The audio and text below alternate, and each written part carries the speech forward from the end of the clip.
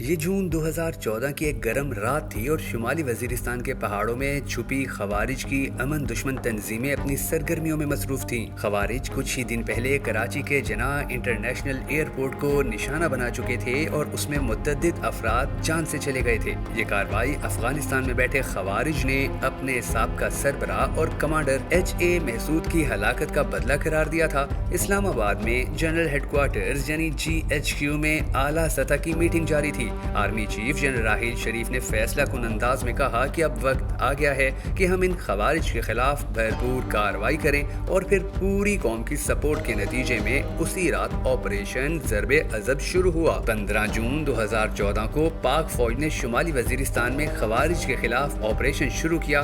F-16 طیاروں نے دیگن اور بویا کے علاقوں کو نشانہ بنایا جہاں خوارج کے اہم ٹھکانے قائم کیے گئے تھے۔ اس ابتدائی کارروائی میں تقریباً 150 خوارج جہنم واصل ہوئے۔ آپریشن کے دوران ISI کے خفیہ ایجنٹس نے خوارج کے نیٹ ورکس کی معلومات اکٹھی کی۔ ISI کے ایک خفیہ ایجنٹ کیپٹن عظیم نے کچھ ہفتوں کی مسلسل محنت اور مقامی لباس پہن کر خوارج کے درمیان اپنی جگہ بنائی۔ اس کے علاوہ انہوں نے ایک NGO میں ملازمت حاصل کی جو انسانی حقوق کی آڑ میں خوارج کی مدد کر رہی تھی۔ کیپٹن عظیم نے مہینوں کی محنت سے ایک اندرونی ملازم کو اپنا ہمدرد بنایا جو بعد میں انہیں خفیہ معلومات فراہم کرتا رہا۔ ان معلومات میں خوارج کے فنڈنگ چینلز، ملاقاتوں کے شیڈول اور ٹریننگ کیمپس کی تفصیلات شامل تھیں۔ جون 2014 کی وہ رات پاکستانی تاریخ کا رخ بدلنے والی رات تھی۔ کیپٹن عظیم جیسے بہادر سپاہی میدان میں اتر چکے تھے، مگر ان کی جنگ گولی سے زیادہ خاموشی اور ذہانت سے لڑی جا رہی تھی۔ کیپٹن عظیم نے جب NGO کے اندرونی ملازم سے حاصل ہونے والی فائلز GHQ کے حوالے کی تو انکشاف ہوا کہ خوارج کا ایک کمیونیکیشن ہب شمالی وزیرستان کے دور دراز پہاڑی علاقے شوال میں قائم ہے۔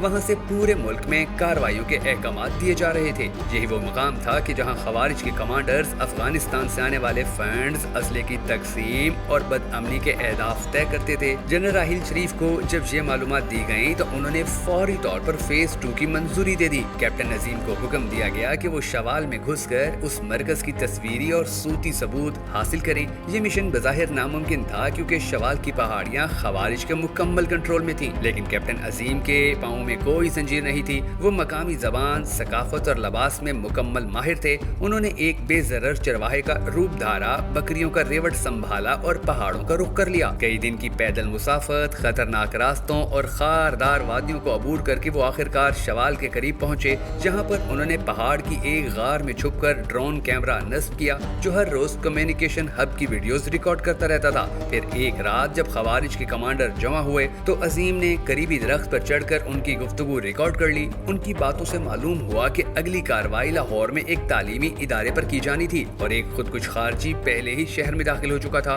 عظیم نے ساری ریکارڈنگز ایک مائکرو چپ پر محفوظ کی اور اسی رات GHQ کو سیٹلائٹ لنک کے ذریعے ساری معلومات بھیج دی۔ اگلی صبح لاہور میں کارروائی سے پہلے ہی حساس اداروں نے بروقت دھاوا بول کر خود کش خارجی کو گرفتار کر لیا۔ اب وقت تھا کہ شوال کے مرکز پر آخری وار کیا جاتا۔ اسی رات پاک فضائیہ کے F-17 تھنڈرز طیارے فضا میں بلند ہوئے۔ عظیم نے غار سے باہر نکل کر لیزر مارکر کے ذریعے ٹارگٹ کی نشاندہی کی۔ پھر چند ہی لمحوں میں وہاں پر F-17 تھنڈر پہنچ گئے اور دیکھتے ہی دیکھتے پورا مرکز راکھ کا ڈھیر بن گیا۔ کیپٹن عظیم بمشکل وہاں سے نکلے، مگر ان کے جسم پر کئی زخم آ چکے تھے۔ شدید زخمی حالت میں وہ کئی دن جنگلوں میں چھپتے رہے، یہاں تک کہ ایک آرمی ٹیم نے انہیں آ کر ریسکیو کیا۔ اسلام آباد واپس آ کر کیپٹن عظیم نے جنرل راحیل شریف کو وہ آخری رپورٹ پیش کی جس میں انہوں نے لکھا کہ صرف دشمن کے دل میں گھس کر ہم نے نہ صرف ان کا نیٹ ورک توڑا بلکہ ان کے خوف کو بھی شکست دے دی۔ یہ جنگ ہم نے خاموشی سے جیتی، لیکن اس کی گونج تاریخ میں ہمیشہ سنائی دے گی۔ کیپٹن عظیم کو ان کی بہادری پر ستارے جرت سے نوازا گیا۔